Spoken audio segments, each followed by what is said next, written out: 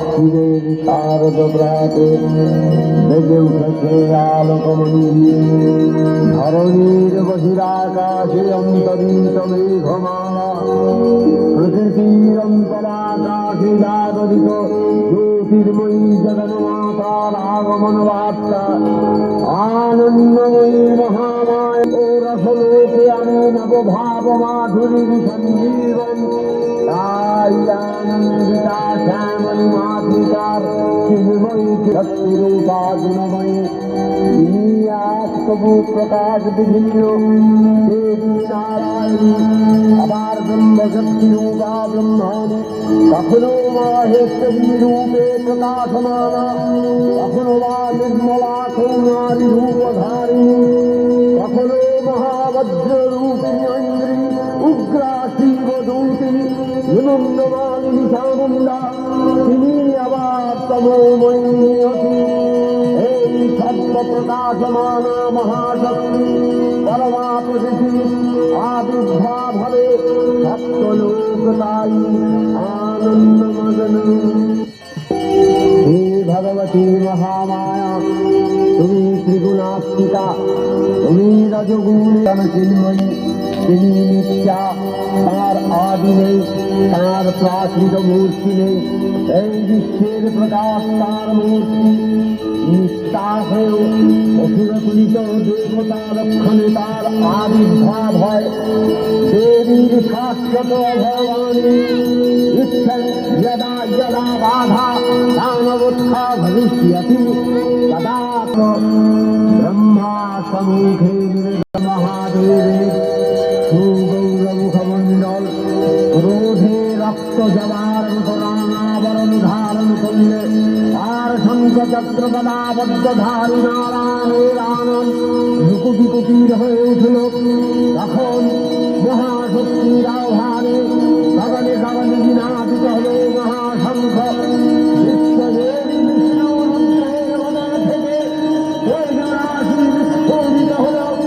ব্রহ্মদেব বলের আনন্দ থেকে তেজ নির্গত হল। এই সর্বত প্রমাণ জ্যোতিপুঞ্জ প্রজ্বলিত হুদাধরের ন্যায় দেবীপ্রমাণ কিরণে দিনমণ্ডল পূর্ণ করে দিলে। ওই তেজরশ্মি একত্র হয়ে পরমা রূপবতী দিব্য স্ত্রী মূর্তি উৎপন্ন হল। তিনি জগন্মাতৃকা মহামায়া। এই আদ্যা দেবী ঋক মন্ত্রে ঘোষণা করলেন আত্মপরিচয়।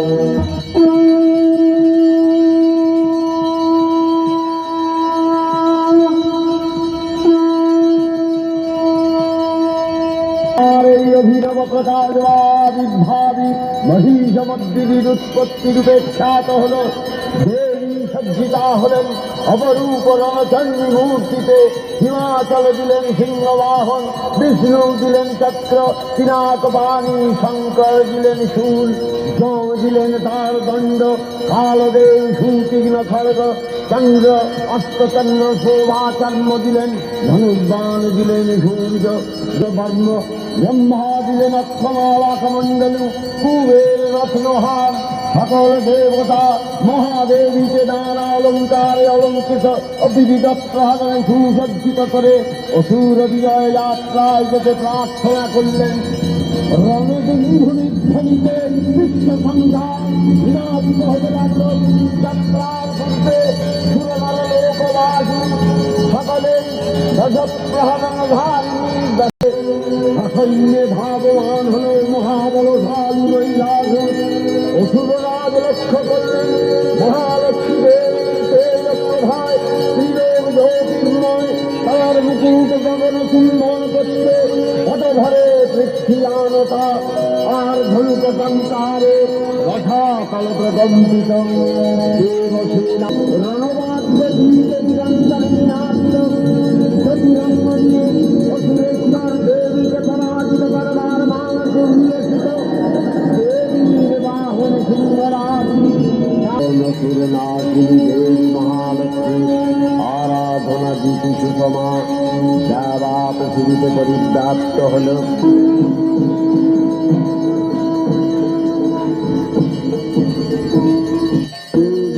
অক্ষয় কৃপা কণাতে সত্যলোকানন্দিত প্রথম কল্পে দেবী কাত্তায়নে অষ্টাদশ ভূজা উগ্রচণ্ডারূপে মহিষমর্দন করেন। দ্বিতীয় ষোড়শে প্রবুদ্ধা হয়ে বিষ্ণুর অঙ্গ প্রত্যঙ্গ থেকে বাহির হলেন। বিষ্ণুর যোগ নিদ্রা ভঙ্গ হল। বিষ্ণু সুদর্শন চক্র চালনে মধুকৈটভের মস্তক ছিন্ন করলেন। পুনরায় ব্রহ্মা ধ্যান মগ্ন হলেন। দেবতারা স্বর্গের বিশ্বদেব বিষ্ণু রুদ্রের বদন থেকে তেজরাশি বিস্ফোরিত হল। ব্রহ্মাদেব গণের আলম থেকে তেজ নির্গত হল।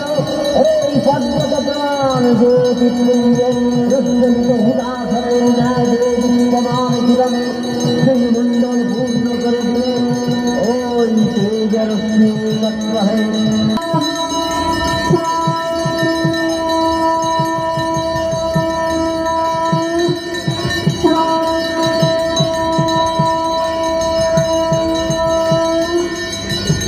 অপূর্ব ত্রিমূর্তি মহাশক্তি দেববলের অঙ্গ সম্ভূতা দেববলের সমষ্টিভূত তেজপূর্ণ এক পর্বত নিয়ে শক্তিস্তরে তিনি দেবী মূর্তি ধারণ করলেন। এই ভীমকান্ত রূপিণী দেবী ত্রিগুণা মহালক্ষ্মী মহাশক্তি পূর্ণময় আবির্ভাবে পরমদী অন্তর্যাত্রীকে ব্যক্ত হয়ে আছেন। ধুলো ধুলো আবির্ভাবী মহিষমর্দিনীর উৎপত্তি রূপে খ্যাত হল। দেবী সজ্জিতা হলেন অপরূপ রণচণ্ডী মূর্তিতে। হিমাচল দিলেন সিংহবাহন, বিষ্ণু দিলেন চক্র, সুতীক্ষ্ণ খড়গ, চন্দ্র অষ্টচন্দ্র শোভাচন্দ্র দিলেন, ধনুর্বাণ দিলেন সূর্য, বিশ্বকর্মা অভেদ বর্ণ, ব্রহ্মা দিলেন অক্ষমালাকমণ্ডলু, কুবের রত্নহার। সকল দেবতা মহাদেবীকে দানালঙ্কারে অলঙ্কৃত অবিবিধ প্রহারণে সুসজ্জিত করে অসুর বিজয় যাত্রায় যেতে প্রার্থনা করলেন। রণবন্ধুরিধ্বনিতে বিশ্বসন্ধ্যা বিনাশিত হতে লাগল। যাত্রার পূর্বে সুরনরলোকবাসী সকলেই দশপ্রহরণধারিণী দশভূজা মহান করে সৈন্যে ধাবমান হল মহাবলশালী বৈরাগুণ। অশুভরাজ লক্ষ্য করলেন মহালক্ষ্মী দেবীর তেজ প্রভায় ত্রিলোক জ্যোতির্ময় তার মুকুট গগন মহাশক্তির জয়ন্তে দেবীকে দান করলেন। মহিষ থেকে হস্তি রূপ ধারণ করলেন। আবার সিংহ রূপ দেখতে রণোন্মত্ততা দেবী প্রশংসা করলেন।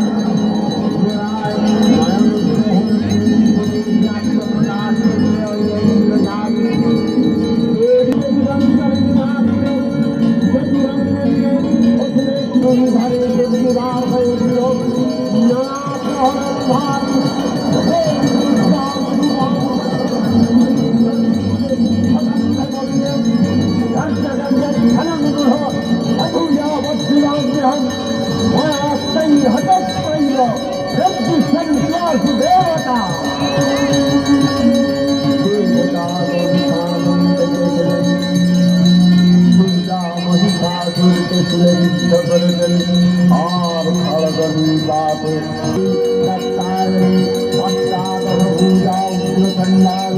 মহিষমর্দন করেন। দ্বিতীয় ষোড়শ ভূজা ভদ্রকালী হস্তে মর্দিত হয় মহিষ। আর তৃতীয় বর্তমান কল্পে দশভূজা দুর্গারূপে মহাদেবী শ্রীসজ্জিতাময়ী জগদ্গুরুयै নমঃ। রত্নাयै নমঃ। कल्याण्यै प्रदाविद्यै विद्यै पूर्वो नमो नमः। लक्ष्म्यै सर्वाण्यै साक्ष्यै तथैव कृष्णायै धूम्रायै सकलै नमः। अति सौम्याति रौद्रा